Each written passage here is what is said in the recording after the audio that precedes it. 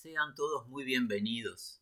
Estamos gozosos en reencontrarnos para escudriñar juntos las Sagradas Escrituras, en particular este libro, el libro de Miqueas.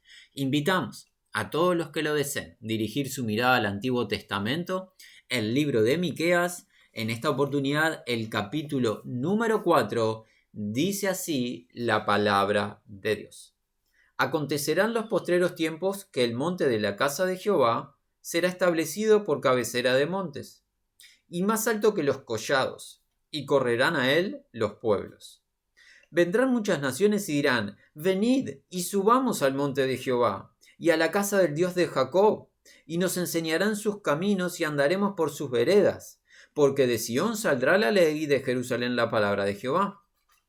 Y él juzgará entre muchos pueblos, y corregirá a naciones poderosas hasta muy lejos, y martillarán sus espadas para asadones y sus lanzas para hoces.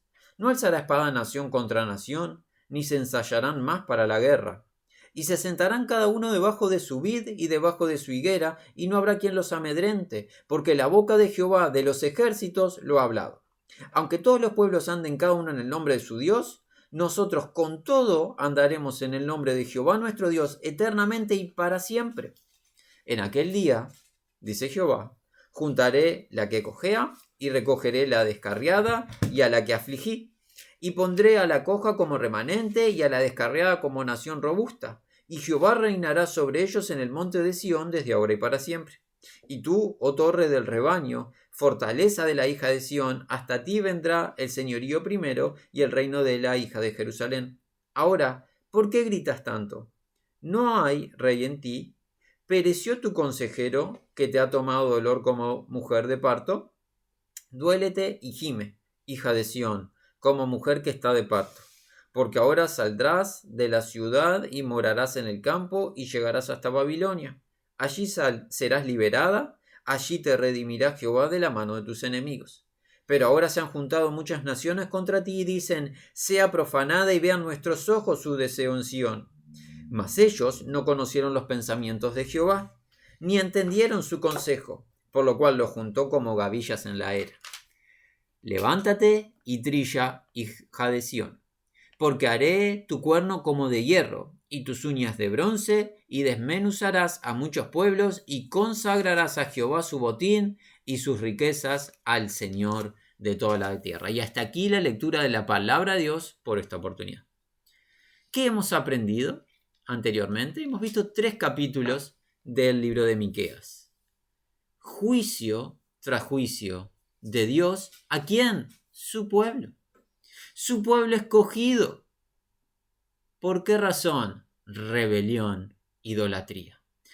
Cuando el pueblo de Dios deja de mirar a su Señor y Salvador, cuando el pueblo de Dios se aparta de su palabra, de su ley, que habrá toda especie de mal.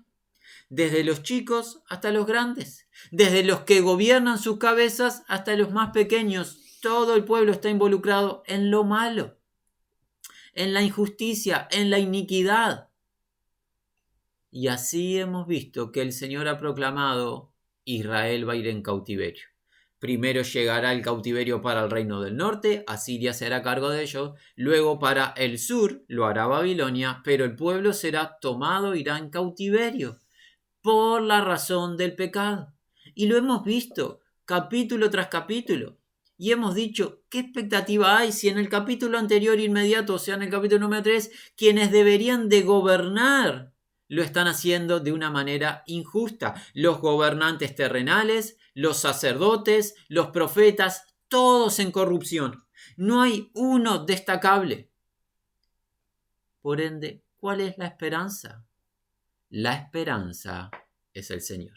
Y es lo que nos va a enseñar este capítulo número 4, al cual invitamos ahora a releer el primer versículo, pero de una manera un poquito más literal. Dice: y sucederá en los postreros días, será el monte de la casa de Jehová establecido como cabeza de los montes, y será exaltado sobre los collados, y correrán a él los pueblos. El primer versículo es un contraste absoluto con el anterior versículo del capítulo número 3, que nos hablaba de la ruina de Jerusalén, de Sión, la cual iba a quedar absolutamente ¿qué? Destituida de toda dicha por el cautiverio. El resultado del gobierno humano corrupto, alejado de la ley de Dios, será cautiverio y ruina. Pero ahora vemos un contraste absoluto, hay un cambio. Pero el cambio se debe entender en la diferencia de los tiempos. ¿Cuándo sucederá este cambio? En los postreros tiempos. Por eso es importante que los estudiantes de las Escrituras sepan discernir los tiempos. Y hay muchos que confunden en las Escrituras y llegan a malas conclusiones. ¿A quién está dirigida primordialmente esta profecía? Ya lo empezamos a detectar en este capítulo, pero te invitaríamos a que tú hagas un estudio paralelo de un profeta contemporáneo a Miqueas, entiéndase Isaías. En el capítulo número 2 del libro de Isaías se encuentra exactamente la misma profecía. El Espíritu Santo, para enfatizar este tiempo, el cual es absolutamente importante comprender, habló en el capítulo número 2 de Isaías esto. ¿Y qué dice? Lo que vio Isaías, el hijo de Amós, concerniente ¿a quién? Judá y Jerusalén. Esta profecía tiene un énfasis en Judá, en Jerusalén, en Sión haciendo referencia cuando ya llegue la restauración. ¿Para cuándo? Los postreros tiempos. No hablando del presente, porque recuerda que Jerusalén, Israel llegará en el punto más triste, llegará a ser considerada, esto lo enseñó Juan en el libro de las Revelaciones, en el Nuevo Testamento, llegará a ser considerada como que Sodoma y Egipto.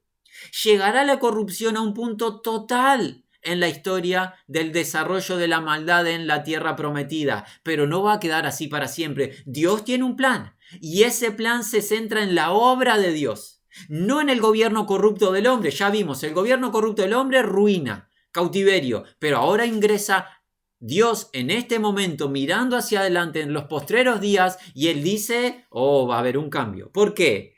Porque Jerusalén, Jacob, Sión y todas palabras intercambiables van a ser ¿qué? Elevadas.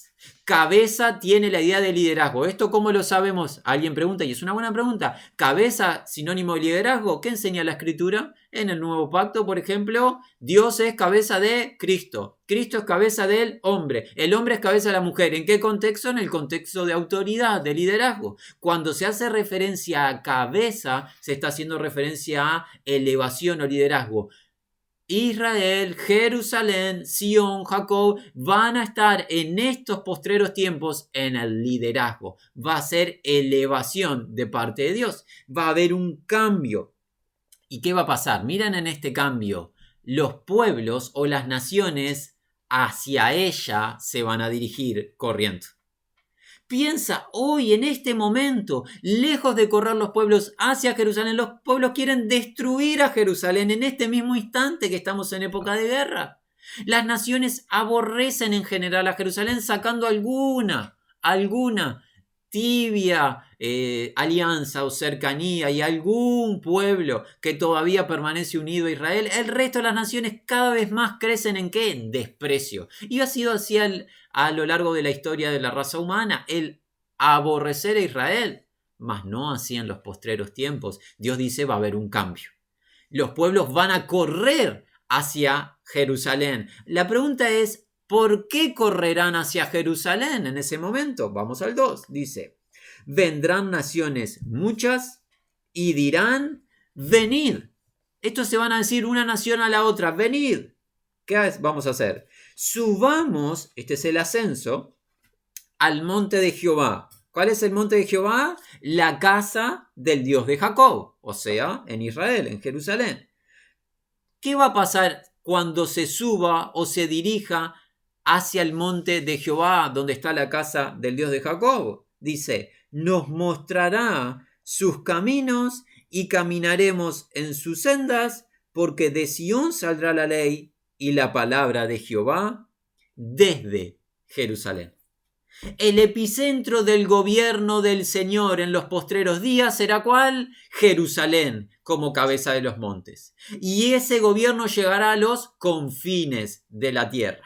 Y las naciones vendrán y subirán a Sión, a Jerusalén. ¿A qué? A buscar la palabra de Dios y la ley de Dios. No hay duda que esto es una referencia a los postreros tiempos y que aún no lo estamos viendo de manera plena. Porque en el presente, ¿qué está sucediendo? Por ejemplo, el Salmo número 2 nos habla de ello. Las naciones están en rebelión a Dios, haciendo y conspirando en contra del Señor y su ungido. Pero no así en los postreros tiempos, cuando las naciones vengan a buscar la ley de Dios y la palabra de Dios, y la van a venir a buscar ¿a dónde? A Jerusalén. De allí saldrá. Zacarías nos cuenta en su libro, en el capítulo final, en el capítulo 14, que en estos postreros tiempos el Señor será rey sobre toda la tierra y Jehová será uno y uno será su nombre. Las naciones, dice Zacarías, van a venir de año tras año a hacer ¿qué? En estos postreros tiempos, en el reinado del Señor, en el milenio de gloria, van a venir a celebrar la fiesta de los tabernáculos. Por ende va a haber obediencia a la ley de Dios, porque ¿qué va a hacer el Señor? Va a gobernar. Y dice la Escritura que Él va a gobernar con vara de hierro. ¿Qué significa? La única ley vigente en el milenio, en el reino de Dios, en estos postreros días va a ser la ley de Dios. Ya no más las naciones van a establecer su propia ley, diciendo lo bueno malo y lo malo bueno. Ya no habrá legislación corrupta. Va a estar la ley perfecta del Señor. Y Él va a gobernar con autoridad. Y las naciones a Él vendrán a ser instruidas por Dios. Y el epicentro de su gobierno, ¿cuál será? Jerusalén. ¿Qué dice Zacarías? Estamos citando, dicho sea de paso, te animamos, ve el libro de Zacarías también, y en particular el capítulo 14, hoy estamos citando. ¿Qué dice la Escritura? Que el Señor en su retornar, ¿dónde va a apoyar sus pies? En el monte de los olivos. Y allí que va a haber manantial, va a haber agua que fluya concerniente a la restauración, a la limpieza, a la purificación. No hay duda, hermanos, que esto habla para un futuro que aún no hemos visto. Ciertamente el Señor está operando, y gloria a Dios por ello, hoy en el mundo, en salvación a través de la predicación del Evangelio, en el mundo gentil, no hay duda, pero aún no hemos visto la restauración final de Israel. ¿De quién? Del remanente de Jacob, escogido por gracia, de las cuales las Escrituras nos hablan. No lo vemos en el presente, pero la palabra de Dios lo dice y creemos en ello. Hay una diferencia absoluta del capítulo número 3 y el gobierno, diríamos, si nos permitimos este comentario, paupérrimo humano, con el gobierno del Señor. Y el gobierno del Señor, mira, versículo número 3. ¿Qué tipo de gobierno es? Dice así: y Él juzgará entre pueblos muchos y reprenderá naciones poderosas, incluso hasta lejos, y destruirán sus espadas. No levantarán nación contra nación espada, ni tampoco aprenderán más hacia guerra. ¿Qué tipo de gobierno ha de desarrollar el Señor en su retornar? El Mesías Redentor y Salvador, el Rey prometido a David, quien se iba a entronar en un trono eterno de gloria, un reino justo. ¿Qué vimos de los gobernantes en el capítulo número 3 en Israel? Injustos. ¡Qué contraste notorio! No hay duda que el Espíritu Santo se encargó de inspirar a Miqueas para que esto quede contrastado. El hombre en corrupción contra Dios hombre, Cristo Jesús en gloria. La diferencia es total. Cristo es justo. Él ama la justicia y aborrece la maldad, y el cinto de sus lomos es un cinto de justicia. Jesús no juzga por cohecho, por coima o por soborno. Oh, no. Él da justicia a todos. Jesús, y su ley así lo establece, Él considera al destituido, al desamparado, al menesteroso. Él considera al huérfano y a la viuda. A la agrupación más débil que el mundo menosprecia, Él la juzga con justicia. Ya no van a prevalecer los poderosos que a través de sus recursos van a poder escapar del castigo. No. Cuando el juez justo venga a juzgar, nadie va a exonerarse del castigo por bienes materiales o coima. El juez ha de juzgar y va a juzgar a las naciones, a los pueblos, hasta los lejanos, los va a juzgar en justicia. Pero no solo va a juzgar en justicia, o sea, destacamos del gobierno como un gobierno, desde Jerusalén hasta los confines de la tierra, por ende un gobierno universal. Destacamos de un gobierno justo, porque el juez es un juez justo, equitativo, recto, no puede ser corrompible, ni deteriorable, ni coimiable. Imposible para él hacer lo malo. El cinto de sus lomos es un cinto de justicia, su trono es un trono eterno y su vara, la vara de su trono, es una vara de justicia. ¿Qué destacamos como un tercer punto? La paz de su gobierno. ¿Por qué, dirás tú? Porque mirá lo que dice la segunda mitad del versículo 3. Con su juicio trae algo más. Que las naciones destruyan sus espadas, ni que las naciones se levanten unas contra otras, ni aprendan más hacia o se instruyan, sean formados en guerra. Si hay algo que está definiendo nuestros días en donde estamos grabando este audio, ¿qué es? El conflicto bélico entre naciones. Estamos inmersos en guerras y las naciones hoy todas están en la incertidumbre si habrá algún tipo de conflicto nuclear. Es lo que está sucediendo en nuestros días. Así que no hay duda que esta profecía es hacia los postreros tiempos. ¿Por qué? Porque dice la palabra de Dios que cuando el juez justo gobierne en la tierra, desde Jerusalén hasta los confines de la tierra, las naciones van a hacer un cambio. Su armamento ya no lo van a necesitar más. ¿Por qué? Porque el príncipe de paz estará gobernando la tierra. Y como no se necesitan más las armas, las van a transformar ¿en qué? En herramientas para trabajar la tierra.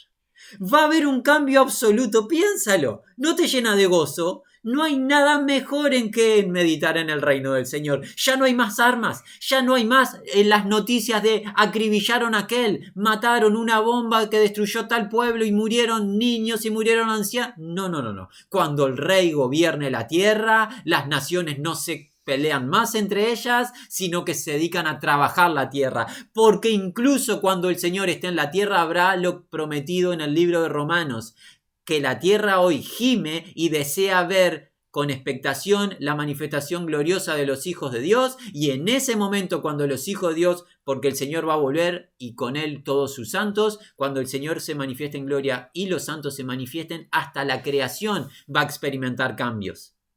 ¿Cambios de qué? La creación va a ser nuevamente bendecida plenamente por el Señor, las naciones van a estar dedicadas a la siembra, a la cosecha, van a dedicarse a trabajar la tierra y va a experimentar la tierra, por Isaías capítulo número 11, un cambio incluso en el reino animal.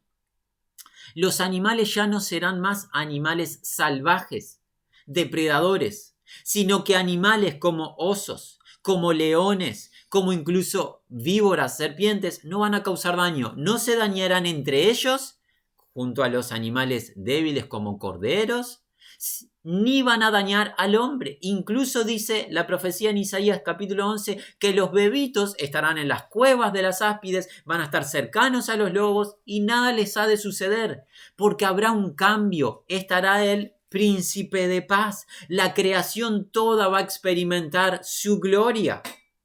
Y alguien dirá, esto es por la razón de lo que Juan nos enseñó en el libro de Apocalipsis, en el capítulo número 20, que el adversario, el engañador de las naciones, va a ser apresado. Ciertamente creemos en esa profecía, que Satanás, el adversario, por 1000 años será apresado y no va a engañar a las naciones. Pero si tuviésemos que compartirte nuestra convicción personal, no es la razón primordial la prisión de Satanás, el cumplimiento de esta profecía es lo que se nos está contando. Nosotros creemos que la razón de que las naciones no estén más en conflicto, que los animales ya no se dañen entre ellos ni dañen al hombre, la razón ¿cuál es? La presencia del Señor.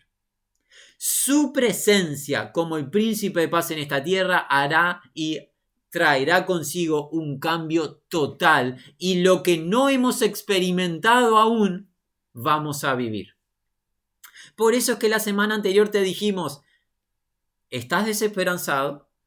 Hemos leído los 3 primeros capítulos y como que alguien diría, no podemos más, ya no podemos resistir más, juicio tras juicio, pecado tras pecado, maldad tras maldad, corrupción tras corrupción. Oh, no desfallezca, llega el reino del Señor. El reino del Señor, el reino de justicia. Y ahora no nos sorprenden las palabras del Señor Jesús estando en su tierra. ¿Qué decía él a sus seguidores? Cuando unos pensaban en qué, en la comida, en el vestido, cosas de la vida natural, que nos turban, ¿verdad? Nos ponen en afán y ansiedad. El Señor dice, no se turben por estas cosas. ¿Pero qué dijo? Más buscad primeramente el reino de Dios y ¿qué? Y su justicia. Nótese que la justicia caracteriza al reino de Dios. Y aquí lo vemos referenciado. En que cuando se cumpla en el retorno del Señor, el reino de Dios traerá justicia y hoy agregamos traerá paz. ¿Y qué más va a traer el reino del Señor? Versículo 4, tenemos que avanzar. Dice así. Pero se sentará cada uno bajo su vid y debajo de su, la idea es como higuera, y nadie los hará temer. ¿Qué va a traer el reino del Señor? Dijimos, reino universal, que es en los postreros tiempos, o sea, desde Jerusalén hasta los confines de la tierra. Dijimos, reino de justicia, porque es una característica primordial del rey. Él es juez justo, que va a con equidad tratar toda situación. Vimos un reino de paz, ya no habrá conflictos bélicos entre las naciones. Todo el Señor lo va a resolver como príncipe de paz. Y hoy agregamos, este será un reino de seguridad. Qué hermosa palabra. En nuestros días en donde todo es inseguro, en donde las personas lo único que hacen es, en nuestra nación, estamos en una pequeña república al sur del continente americano, imaginamos que en el resto de las naciones no es muy distinto, reja tras reja, sistema de seguridad con alarmas y esto y lo otro. ¿Por qué? Porque lo que abunda es los actos delictivos, los que no trabajan por recursos van y los toman por fuerza. Y es tema corriente en las comunidades. ¿Qué dice la Escritura? Cuando el príncipe de paz gobierne, habrá seguridad. ¿Cómo lo sabemos? Porque mira qué va a pasar con las familias. Van a estar sentados bajo sus vid, cada uno va a dedicarse a su cosecha, a trabajar su huerta. ¿Y qué va a pasar? Debajo de su higuera, nadie les va a hacer temer. ¿Por qué no temen? Porque hay seguridad. No van a estar asustados por quién va a venir a quitarles lo que les corresponde. Nadie les va a quitar lo que es de ellos porque el rey va a estar reinando en seguridad. Tú dirás, ¿paraíso? Sí, paraíso en la tierra. El Señor reina. El reino del Señor, hermano, hay que alentarse. Esto viene, está garantizado. No sabemos el cuándo, pero sabemos que viene en los postreros tiempos.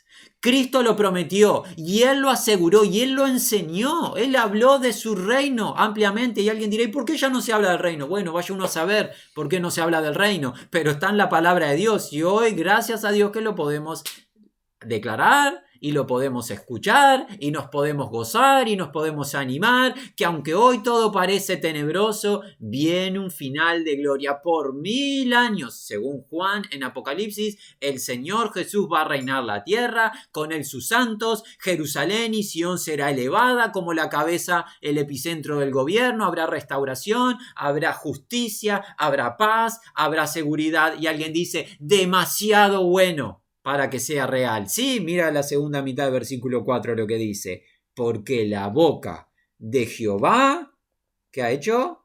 La boca de Jehová de los ejércitos ha hablado. La garantía no está en el individuo que habla hoy, ni siquiera está hace 2700, 1800 años en la boca de Miqueas. La garantía viene de arriba, de Jehová de los ejércitos. Él lo habló, y si lo habló el Señor, grábalo, fírmalo, porque las promesas del Señor que aprendimos de Pablo son sí y amén. Punto. No hay que añadir y no hay que poner especulación. Va a suceder tal cual está escrito. Así se escribió y así se va a cumplir. ¿Cuándo? Cuando el Señor lo determine.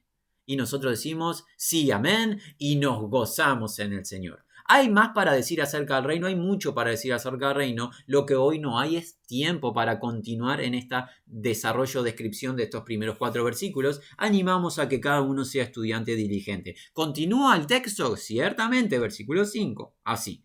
porque todos los pueblos caminarán en el nombre de su Dios. Pero nosotros en el nombre de Jehová nuestro Dios, por siempre y para siempre. Este texto nos encanta de parte de Miqueas. ¿Por qué? Porque Miqueas es un verdadero siervo de Dios que ama al Señor, pero también ama a sus coterráneos, a su pueblo. ¿Y qué ha hecho? En los 3 primeros capítulos ha confrontado a través del poder del Espíritu, lo vimos en el capítulo anterior, capítulo 3, versículo 8, a través de la fuerza del Espíritu ha confrontado el pecado de su pueblo. Y el pueblo está en idolatría, en rebelión, y el pueblo va a ir en cautiverio, en lo inmediato. ¿Y qué dice el versículo 5? Mirando hacia adelante como profeta de Dios y en la confianza del remanente escogido por gracia, ¿en qué confía Miqueas? El pueblo no va a desertar completamente a su Dios, sino que habrá un remanente que crea en el Señor, que sea fiel al Señor por gracia de Dios, no por mérito del pueblo. ¿Y qué va a hacer? No va a seguir a ningún ídolo, a ninguna ficción producto de la imaginación humana, estos dioses creados, sino que al verdadero Dios, al que todo lo trasciende, a él va a seguir.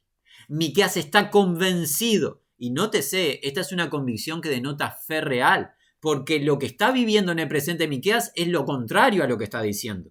Miqueas ve a su alrededor corrupción en todos los ámbitos de Israel, ve rebelión, idolatría por todos lados, pero él confía en la obra restauradora de Dios. Y se va a cumplir el nuevo pacto. ¿Qué va a hacer el Señor? Como lo prometió en Ezequiel, este nuevo pacto que se está cumpliendo hoy en los gentiles. Gloria a Dios por ello. Nosotros que estamos creyendo en cada nación, al Evangelio de gracia a Dios, ¿qué va a hacer? Os limparé de todos vuestros ídolos, derramaré sobre vosotros agua limpia, todos vuestros ídolos limpiaré, os daré corazón de carne, quitaré de vosotros el corazón de piedra, para que andéis en mis estatutos y mis preceptos guardéis.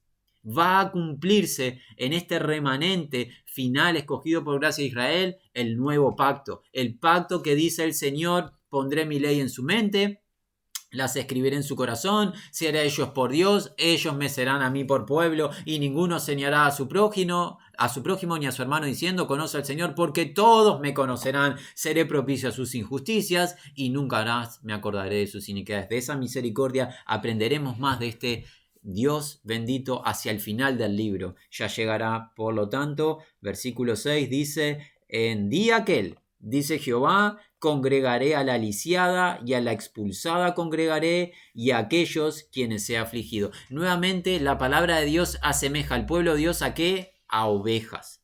Y las ovejas que son dañadas, ¿qué necesitan? Al pastor. Y necesitan un pastor fiel. ¿Y quién es el pastor fiel y bueno? El Señor. ¿Y qué va a hacer el Señor bueno? Va a congregar. Tú puedes grabar esta palabra y las puedes destacar, y te invitamos a que hagas un estudio de los profetas y vas a notar siempre los profetas por el Espíritu de Dios hablan de la congregación final del remanente de Israel. De todos los puntos cardinales, de todas las regiones, él va a congregar a su pueblo a la tierra prometida en este gobierno. Por ende, aquellas voces que se están levantando y declaran que Dios desertó o olvidó y dejó a Israel y ya no tiene relevancia la tierra prometida, están en ignorancia en ese punto.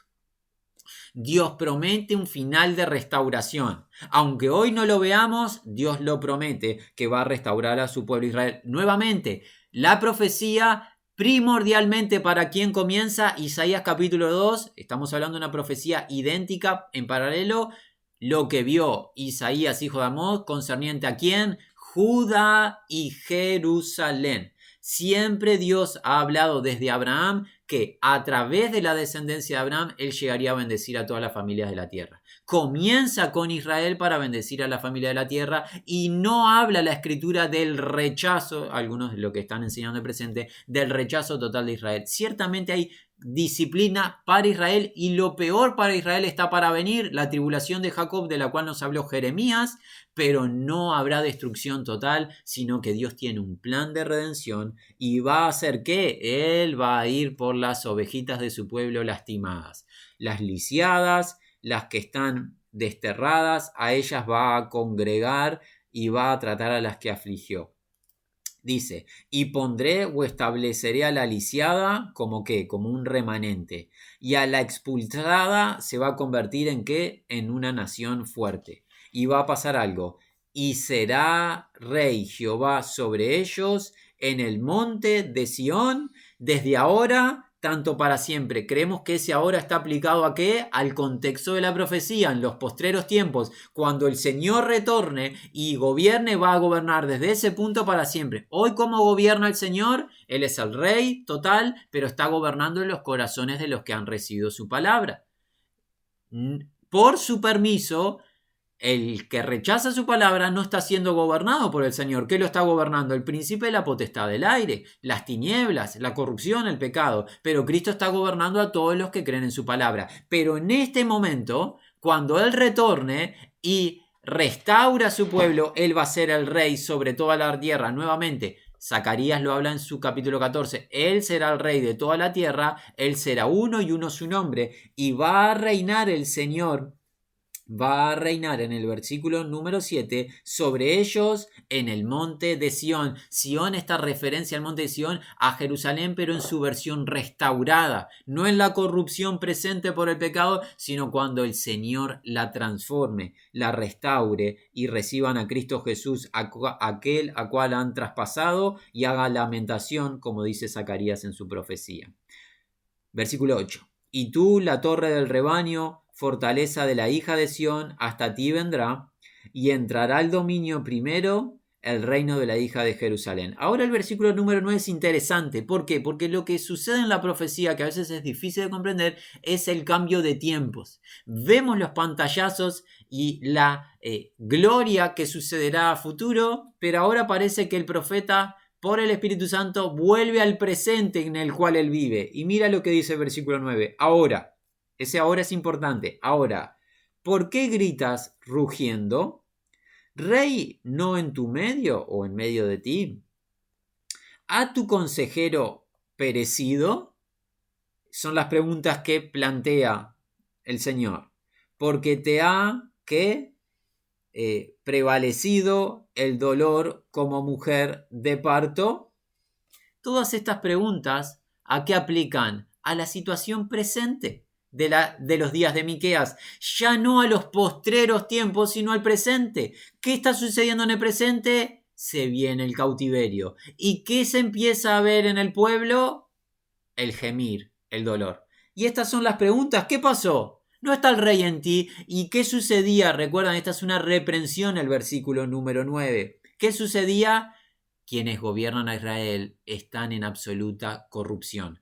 Los gobernantes, los sacerdotes, los profetas están todos corruptos. ¿Dónde está el consejero en Israel? No cercano al Señor. No en el corazón del Señor, no en el secreto del Señor, no en la intimidad del Señor, no buscando la ley del Señor, están alejados. ¿Y qué trae eso? Dolor, gemir, frustración. Y es lo que está pasando. ¿Y qué viene? Versículo 10. Retuércete de dolor. Segundo imperativo, segunda orden. Gime, hija de Sión, como mujer que está como para parir. Porque ahora saldrás de la ciudad y habitarás en el campo y entrarás ¿a dónde? A Babilonia. La palabra Babilonia, ¿qué nos habla? Confusión. ¿Te acuerdas? Eso es el libro de Génesis por la Torre de Babel, donde Dios confundió a los hombres a través del derramar de diversas lenguas por su rebelión. La Babilonia habla de confusión. ¿Qué es lo contrario a la voluntad de Dios? La confusión. Dios, que vino a traer luz, a alumbrar nuestras tinieblas, a guiarnos en el camino de justicia, de la verdad. Cristo viene a enseñar y a instruirnos en su verdad. Pero la confusión es lo contrario. Esto es un contraste con los días del reino. En los días del reino las naciones serán instruidas en la verdad y en la ley de Dios, pero ahora en los días de Miqueas, ¿qué hay? Confusión. Babilonia es sinónimo de confusión. Israel va a ir en cautiverio, va a ir a la confusión de Babilonia. ¿Y cómo sigue? Allí, ¿qué va a pasar? Aunque vaya en cautiverio, Dios no va a olvidar. ¿Por qué? Allí serás liberada, allí te redimirá Jehová de la palma de tu enemigo. Babilonia va a cautivar a Israel, pero no va a destruir a Israel.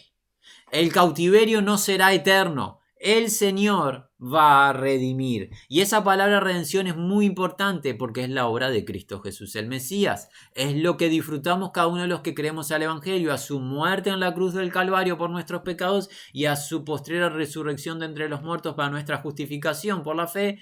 Redención es lo que obtenemos, que es salvación. Versículo 11. Y ahora se han reunido contra ti naciones muchas. Dicho sea de paso, Zacarías nos cuenta en el capítulo 14 que todas las naciones hacia el final de los tiempos se van a reunir para intentar destruir a Jerusalén, y el Señor va a retornar para pelear como en el día de la batalla. Ahora se han reunido contra ti naciones muchas, quienes dicen, sea ella profanada y vea sobre Sión nuestro ojo. La idea es que veamos el resultado que decíamos, que es la destrucción, el profanar a Sión, a Jerusalén.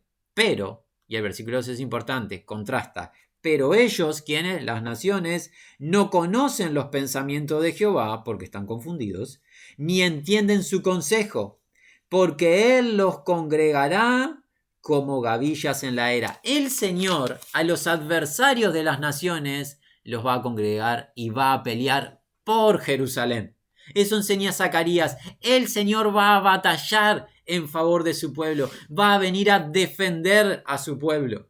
Las naciones pensaron que hacia el final de los tiempos estamos hablando que el Señor olvidó a Israel y que Israel iba a ser destruible. Pero no, dice el Señor. Va a haber una defensa del Señor y el Señor batallará por su pueblo. Por ende, hay que conocer las profecías para entender los pensamientos del Señor. El Señor ha revelado su secreto a su siervo los profetas, y hoy tenemos la oportunidad de leer a los profetas. Valoremos, recibamos con gratitud. ¿Cómo termina este capítulo? Con el versículo 13. Levántate, dos órdenes. Levántate y trilla, hija de Sión, porque tu cuerno haré de hierro y tus pezuñas haré de bronce, y pulverizarás en pedazón naciones muchas, y congregaré a Jehová el botín y su fuerza el Señor de toda la tierra. Como Zacarías también lo cuenta, Israel será roca pesada, y todo el que la intente cargarla, ¿qué va a ser? Va a ser destruido. En ese tiempo final, cuando el Señor retorne para establecer su gobierno, Israel, por más que intenten destruirla, Jerusalén, va a recibir poder del Señor para salvación, y va a haber destrucción de los adversarios, y toda la riqueza va a ser dada al Señor, que habla de reverencia, de ofrenda, de consagración. Israel se va a volver a su Señor en confianza, ya va a abandonar los ídolos, la idolatría, la inmundicia, y se va a cumplir el nuevo pacto. Hermanos, el reino de Dios. El reino. Un reino en los postreros días. Un reino de justicia. Un reino de paz. Un reino de seguridad. ¿Por qué razón? Por el Señor.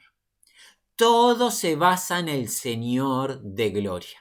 Aquel que vino una vez para entregar su inocente vida por nuestras transgresiones, quien murió, fue sepultado, y quien resucitó para nuestra justificación, y aquel que fue elevado a la diestra de la majestad y que está allí aguardando que sus adversarios sean puestos por estrado de sus pies. Pero la palabra dice que aquel que va a retornar, porque así como fue elevado, va a volver, y va a volver a gobernar desde Jerusalén hasta los confines de la tierra.